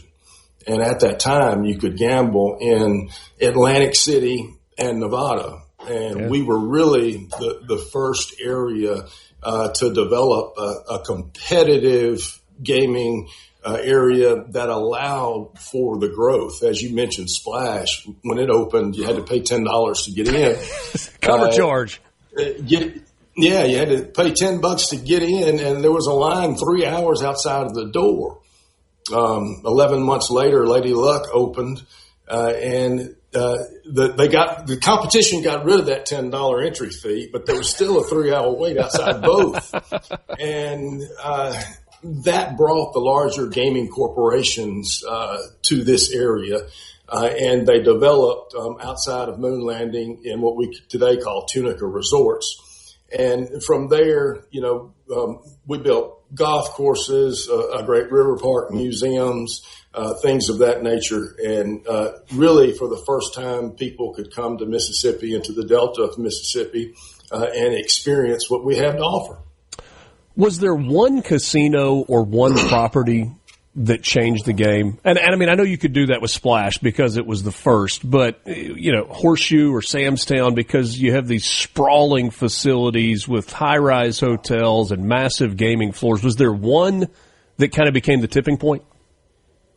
Yes, Richard, Samstown Casino. It opened in the summer of 1994, and it was the first casino hotel here. It opened with 200 hotel rooms. And across the street, Hollywood Casino was under development. And when it opened about 3 or 4 months later, with 250 hotel rooms, Samstown automatically went to 500 hotel rooms. And at that same time, we had 6 other casinos under development. And so you take that wave from Moon Landing up north to the development of Samstown with its first casino hotel, to then Horseshoe and Sheraton, the Gold Strike facility, which arguably is the tallest building in the state of Mississippi. That's here today, over 1,100 hotel rooms. And then the big property was the Grand property, developed on 2,000 acres with golf course, convention center, all of those things. So it was a progression, and with that, with the growth of the industry itself and the jobs that were coming in to the area, the infrastructure also developed. We had to, at first, Entergy. They did not want to run power lines from basically Highway 61 out across the levee because they really weren't sure how it was going to happen. And now, 30 years later, one of the biggest customer Entergy has, one of them before these AI facilities are coming in, was the casino industry. Yeah. It's funny. There was a time when across the levee just really only meant something to deer hunters and people that wanted to ride ATVs, and then it changed pretty dramatically. And it still means a lot to those people too. It does. It certainly does. The golf course piece of it, I guess the two kind of premier golf courses were Riverbend and Tunica National. One associated with the casino, and Tunica National was a standalone property, right? The Tunica National is a Tunica County-owned facility. When you talk about the growth of Tunica, one of the things from a government standpoint was the amount of tax dollars that were flowing into the area. And the first thing that we had to do here was infrastructure. All of these things were being built in the middle of agricultural cotton fields and rice and bean fields. And it had no water, no sewer, no electricity, no roads, anything like that. So the first priority was creating an infrastructure that would allow for some of that growth. And then it became the priority to develop things that would complement the gaming industry that was here. And golf was, the number one thing that could do that. Golf and gambling, they kind of go together. Some might say. It's springtime in Mississippi. And the Masters is coming. Everybody's getting out to hone their game. And Tunica National, when it opened, we had two courses already. Riverbend Links, which was the casino-operated course. Right. Samstown and Hollywood and Resorts Casino at the time got together with the local landowner there and built it, a Scottish link-style course. And then the Grand had a course that was much more private, just for, people that came to their facility and gambled at their casino for a while. And when Tunica National opened, we more than tripled golf rounds in Tunica County. We were doing at our height about 35,000 rounds of golf per year between the three properties. And Tunica National to this day is considered one of, if not one of the best public courses in the state. We invite everybody to come up and enjoy it. The weather's just right this time of year for it. Just in case you're curious, yes, when you get there, the wind will be blowing. It will. The wind always blows at Tunica National. Maybe different directions, but the wind is going to blow. But if you get there in the twilight hours, Richard, it can calm down and be a very nice experience. Not a bad way to spend a late afternoon. Webster Franklin is my guest. If you've got time to hang on for just a couple of minutes, I want to ask you about if the story of Tunica is a book, what is the next chapter? Because the landscape in gaming has certainly changed, and that has caused the landscape in Tunica to change as well. Webster Franklin is my guest, retired CEO and executive director of the Tunica Convention and Visitors Bureau. Might ask what his next chapter is as well. We'll take a quick time out. It's Mornings with Richard Cross, Super Talk, Mississippi. You can join the conversation on the C Spire text line, 601-879-4395. Right now at C Spire, new and current customers can get a free phone, watch, and tablet, plus 100 gigs of data for just $90. There's more to see. Visit cspire.com. We've got more with Webster Franklin on the other side of this timeout. MRC with you on Super Talk Mississippi on this beautiful Thursday morning. Yeah, oh yeah, what condition my condition was painted April Fool, the big black letters on my lid inside. From the Venable Glass Traffic Center. No matter where you're from, Happyville, Batesville, DeIberville, or any other ville in the SIP, you're starting your day off right. Mornings with Richard Cross. Super Talk, Mississippi.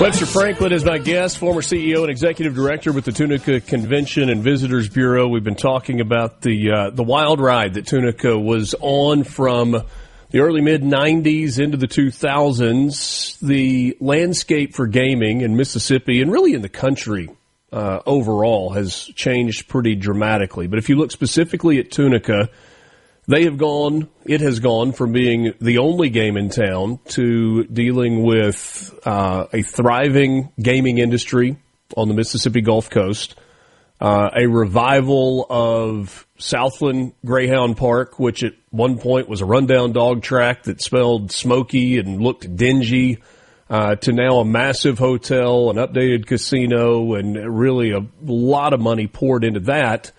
And some of the people that were in the Memphis area that might have gone south to Tunica instead have gone west to West Memphis, Arkansas. So I compared it to a book, Webster, before the break, and I'm curious about the next chapter. Is the next chapter the fall of Tunica, the plateau of Tunica, the next version of Tunica as a gaming destination? What does it look like in your mind? Richard, I think that, the next chapter really is somewhat of an open book. But I would say that the right sizing of the market in a competitive landscape is and has taken place. When you look at Tunica, we had the financial crisis of 2008 was the first big hiccup. And then we had the flood of 2011 where all of our casino properties closed. And you mentioned Southland. That is when, people really in the local market began to go to Southland while we were closed. And it really reinvigorated that property, and they were able to put money back into it and become a true competitor. But Tunica developed the only way it knew how, the gaming industry did, we had the free market where if you're a legal casino and you wanted to come and invest your money in the state and in Tunica County, you could do so. What states did all across the nation, however, was they limited the number of licenses. So they selected key markets within their states and put a casino in the best place. And today, every American is within an hour and a half drive of a casino. So right now, what we've got to do, we've got great corporate citizens here in the gaming industry across Mississippi and here in Tunica. And the main thing is that they continue to invest in their facilities to provide a competitive product with an ever competitive environment of the gaming industry. As far as growth goes for this area as a whole, we've got the infrastructure that we talked about. Right. I-269 that developed, that empties out, goes across 55 into Highway 61 at the DeSoto Tunica County line. I think there's a lot of opportunity there for economic development, major projects to come, and I think that's what you'll see is the right sizing of the casino market to reflect today's times. But at the same time, seeing some growth in economic development that should bring more economic activity overall to the area, which would be good for the overall gaming industry as well. All of us would like to have a faucet in our home where when we turn on the handle, money just comes out of the faucet. Or a tree in the backyard where there is money that just grows on the tree. It felt like for a long time Tunica had that. With just the crazy growth and the amount of tax revenue that was being generated. Was that money used wisely that gives Tunica the ability to sustain even without that unlimited supply of new cash coming in? I think that you could debate both sides of that. Okay. I think that the real investment in infrastructure gave us an opportunity that other counties of our similar size and scope in the Mississippi Delta just did not have. And so that investment really created, I think, an opportunity for the future that otherwise would not have been here. You just have to look at some of our neighboring counties in the Delta that are struggling with that. And then you go to the development of the secondary product that to complement the industry from a tourism perspective. I think it's a matter of priorities, and, all governments have priorities, and I think prioritizing, the visitor, for far too long in Mississippi, we've taken for granted people coming here and enjoying the state. Mississippians tend to be their worst enemy as it relates to why would anyone want to come here? And I can tell you from experience over the last 30 years that when people come, If we can get them here one time, they will come over and over and over again. So I think, on balance, yes, I think the money was spent well. Now, in government, is there waste? Would we like to do some things a bit differently? I think with a crystal ball, yes. But I think for the future and the right sizing of the market in today's landscape, I think there is enough money as long as you have the right priorities and keep the goal in mind of growing the economy for everyone that not only lives here, but for the state as a whole. You were there. You lived it every day. Did it feel like the money would last forever? At one point, yes. At one point, the rise of Tunica, what was happening here, I left Ole Miss in 1990 and went to Washington, D.C. and thought I'd never come back. And I am a prime example of the opportunities that the gaming industry has provided Mississippi. I was able to come home and here in the Mississippi Delta and deal with multi-million, billion-dollar corporations on a daily basis, and you just don't have that opportunity everywhere in Mississippi. So I think, going forward, we as a state and as Tunica itself, we need to, be thankful of the folks that have invested their money here and continue to work with them to make sure that they continue to invest that money. And I think the way that Mississippi's set up, we've been very progressive as it relates to that.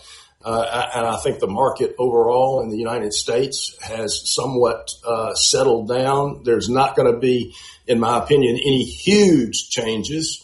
The biggest problem that we have now is, the 50-year-old today is much different than the 50-year-old of 20 years ago, with that disposable income and how they travel and what they expect. And the core gaming product has not changed. And I think the biggest threat to the gaming industry as a whole is trying to remain competitive with the younger generation that's used to the Xbox and the different things, online, things like that, to be competitive for, the disposable income that people are willing to spend when they travel.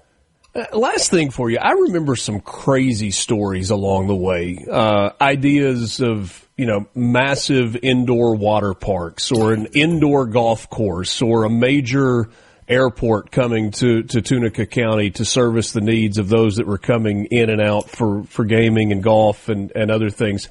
How much of that was real conversation versus some sort of urban legend? Oh, most all of it was real. Now there are different levels to real. Yeah.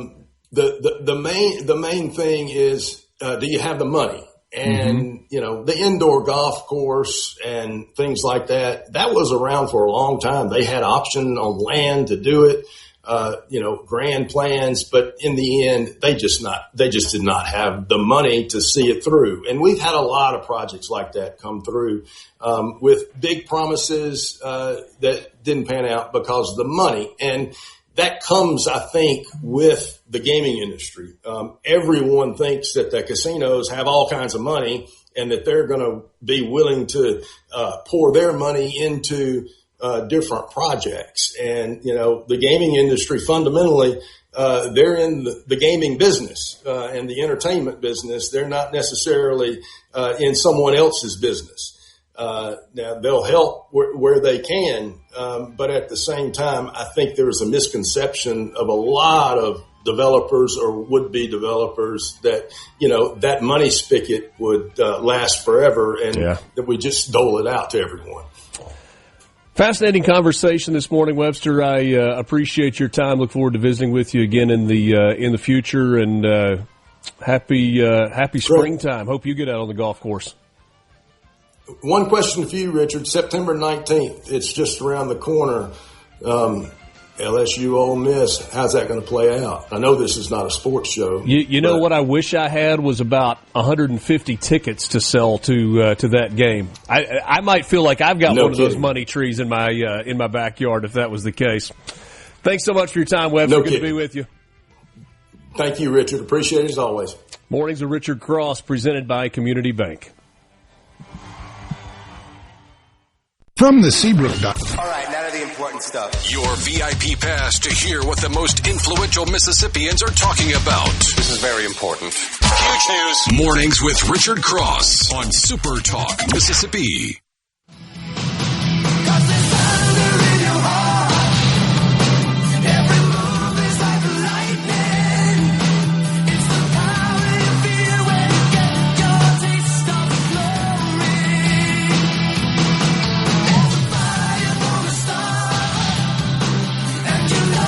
Glad to be with you. A little less than half an hour left on this Thursday morning. Today, the 26th of March, alongside Lance Tolbert. I'm Richard Cross. No long string of guests there. The conversation with Senator Hob Bryan, and then with Webster Franklin, the retired CEO of the Convention and Visitors Bureau in Tunica. Interesting stuff. The Tunica story is a fascinating one. And we'll be interested to see as we watch over the coming years whether there is a next chapter, almost a revitalization. So we'll see. Interesting week in global politics. The conversation surrounding a potential nearing the end of the war, or the conflict, or the military situation in Iran, the change from a stance of unconditional surrender, which honestly felt unlikely, from the President of the United States, to they've reached out and they've sent a very nice gift and we're talking with the right people, to a denial from Iran that they are engaged with the United States, to a feeling of full-on rejection from the Iranians. I do think there's one interesting thing to think about and to remember in this conversation. So you had the Iranians were saying, and these were IRGC people, they're going, no, we're not talking with the United States. No, we're not talking about a ceasefire. And they may not have been, but somebody was, and that was abundantly clear, and the media was quick to almost, well, I say the media, a segment of the media, maybe much of the media, was quick to say, oh, this is just fabricated by Trump. They weren't making it up.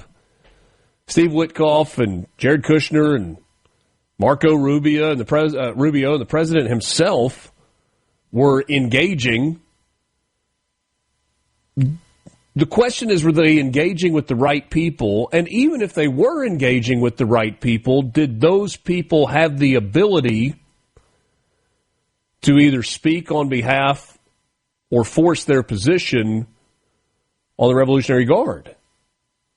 And I think those are two very different things. And then yesterday, the AP writes, Iran on Wednesday dismissed an American plan to pause the war in the Middle East, and instead launched more attacks on Israel and the Arab states in the Gulf, including strikes that hit a fuel tank at Kuwait International Airport, sparking a fire. The defiance from Iran came as Israel launched airstrikes on Tehran and as the United States deployed paratroopers and more Marines to the region.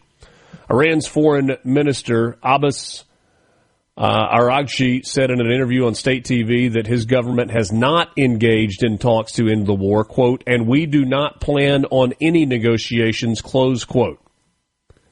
That followed a report from Iranian state TV's English language broadcaster, quoting an anonymous official as saying Iran rejected America's ceasefire proposal and has its own demands to end the fighting. Pakistan has tried to be the intermediary. Two officials from Pakistan, which transmitted the U.S.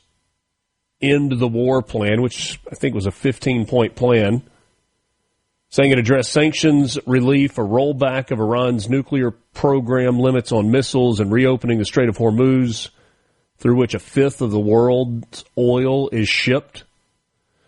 An Egyptian official was involved in the mediation efforts and said the proposal also includes restrictions on Iran's support for armed groups. The official spoke on the condition of anonymity. It's not surprising to see what the demands of the United States are. We'll open up some avenues of humanitarian relief. We'll roll back some of the restrictions and the freezes on bank accounts. But to get that, 1, the war stops. 2, you stop your nuclear program. 3, you stop your ballistic missile program. And on and on and on. The United States wants to behead the regime, lay the groundwork for an Iranian people takeover of the country of Iran, and get rid of the nuclear threat altogether. And as long as there is a surviving member of the IRGC that strongly believes in their cause and their stance, it's going to be really hard to get that done. And so at least on the surface, you look at this and you're like, so what's the exit strategy? And there are new polls that are out that say more than half of Americans say this has gone on long enough, it's time to wrap it up. The problem is when you just wrap it up, what do you leave undone? What fills the void? What fills the vacuum? And all we've got to do is look to Operation Desert Storm, when the United States figuratively called off the dogs. What's the kind of the traditional sentiment? You were 70 miles from Baghdad with nobody in between you and taking over the city of Baghdad and fully toppling the Husseinian regime. And you stopped. You didn't follow through. You didn't go all the way to the end. And what happened? You had nearly 20 more years of hostility that didn't have to happen. So what do you do when you are in the middle of a war?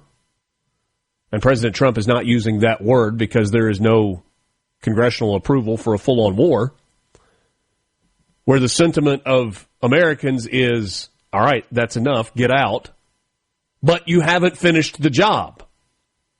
Do you have the stomach to finish the job? Does it require troops on the ground to finish the job?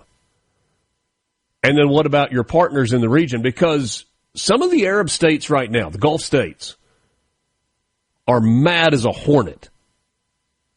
Yes, it was the United States and Israel that struck, but the reaction from Iran was, oh yeah, we're going to fire back or try to fire back on the Americans and the Israelis, but guess what? Saudi Arabia, you're a target. UAE, you're a target. Qatar, you're a target. Bahrain, you're a target. Boom, boom, boom, boom, boom, boom. Just shooting missiles willy-nilly all over the place. And so you have Middle East actors, including the Crown Prince in Saudi Arabia, MBS, Mohammed bin Salman, who's saying, finish this thing, United States. Finish this thing, Israel. Don't stop now. It's a generational opportunity. But man, it puts the president and leadership in a precarious position.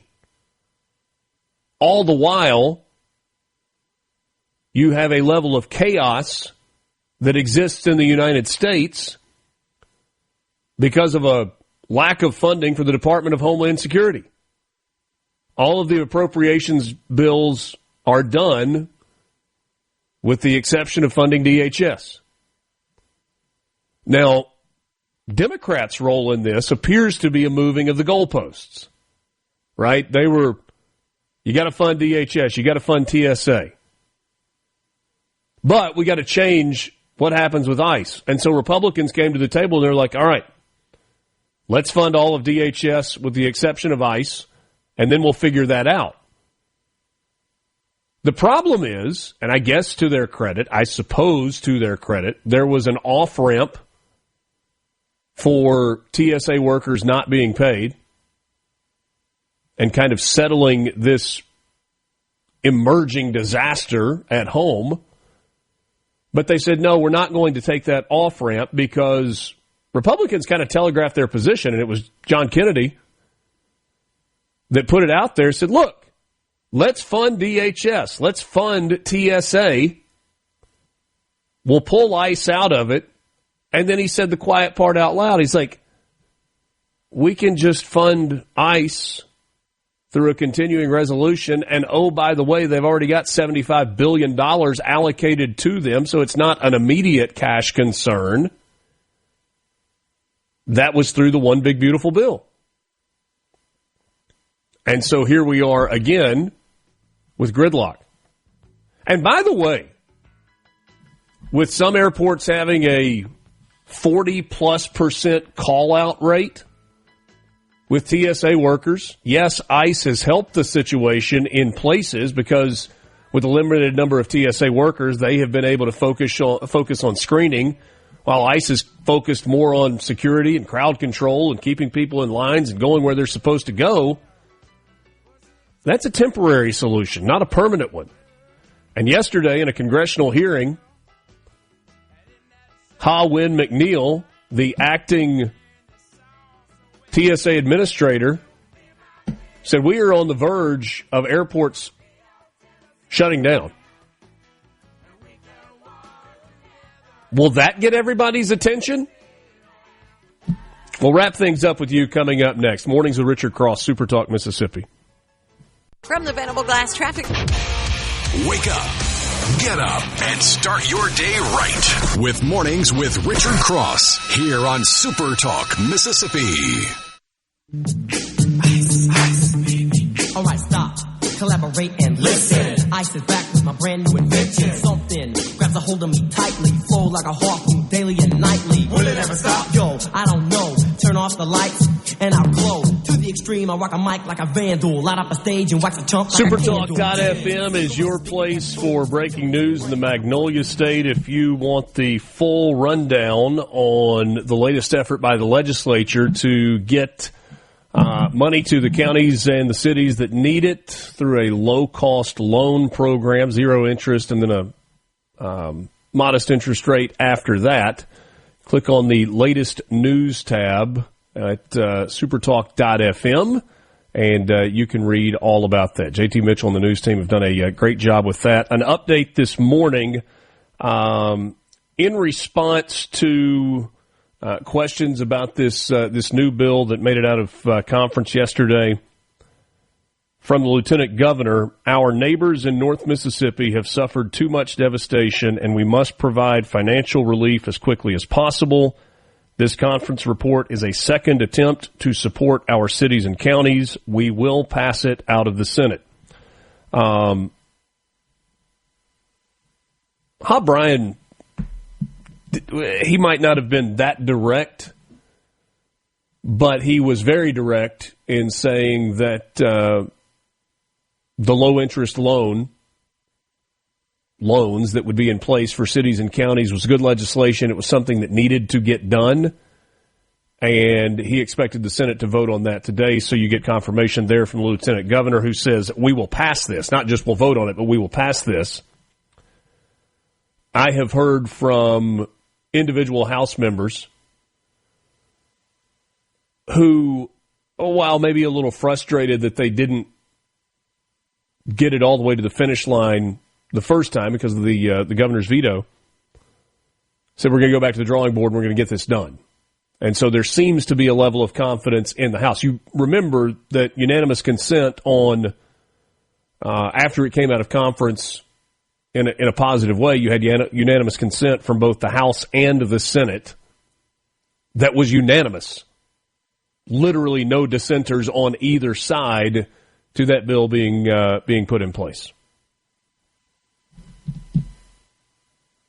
Yesterday, after we finished things up in Columbus, What a fun remote yesterday. Don't forget the Bassmasters Elite Series event is happening in Columbus on the 10-Tom this weekend, and there are a lot of opportunities for you to be involved and be part of the festivities. I scooted over to Starkville and had the opportunity to visit with the president at Mississippi State, Dr. Mark Keenum, and some of his staff. Just talking about a number of issues, kind of checking in. And Lance, I was the recipient of a pretty cool gift. Ooh.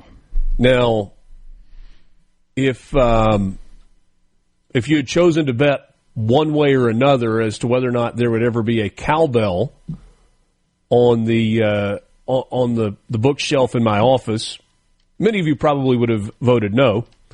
I will say that I think one is enough, but check this out. I have never owned a cowbell before. I think Did you get the holster with it? No, I do not have a holster. Or holster, as you said. Holster. As I understand cowbell etiquette, the only way that you can get your first cowbell is to have it gifted to you. Okay. You can't go out and buy it. Now, I guess after the first one is gifted, then you can go buy one if you want to upgrade after that, I suppose, along the way. But the first one has to be a gift. I do not anticipate there being a second one, but I'm awfully proud of the first one.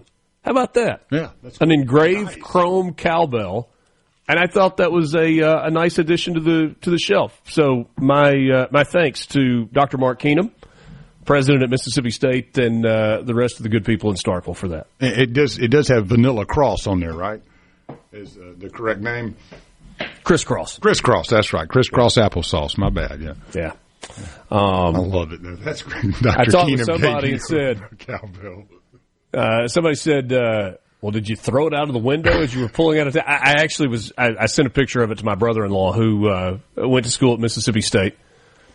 And he goes, oh, man, that's cool. He's like, I'm jealous. I was like, well, I just wanted to show it to you before I tossed it out the window on the way out of town. He's like, bull. Well, we do have one of our listeners that is requesting a Ring It On Air, Richard. Not possible. This one actually doesn't have a clanger in it. Okay. It must have been defective at the factory. But it is a beautiful bookshelf piece. I'm kidding. It does have a clanger. It just still happens to be wrapped in the tissue paper on the inside. And I actually think I'm going to leave it that way. You're not going to be walking around the neighborhood, huh? No. Although the dogs get away one night, I may have to go out and, how can I get there? Oh, got the cowbell. That'll work. No, it was a very kind gift from Dr. Keenum. Enjoyed my visit with him yesterday. And at Mississippi State and at Ole Miss, really, really good leadership in place right now. Two people that care deeply about the universities that they serve in Mark Keenum and Glenn Boyce in Starkville and Oxford, respectively. Thanks for being with us. Good to be with you. Busy morning on this Thursday. Hope you have a wonderful day. Going to be gorgeous outside. Hope you are able to get out at some point and enjoy at least a little bit of this day. For Lance Tolbert, for my guests this morning, I appreciate their time. I'm Richard Cross. Thanks for being with us. Mornings with Richard Cross, Super Talk Mississippi, presented by Community Bank. Your home. A Super Talk Mississippi media production.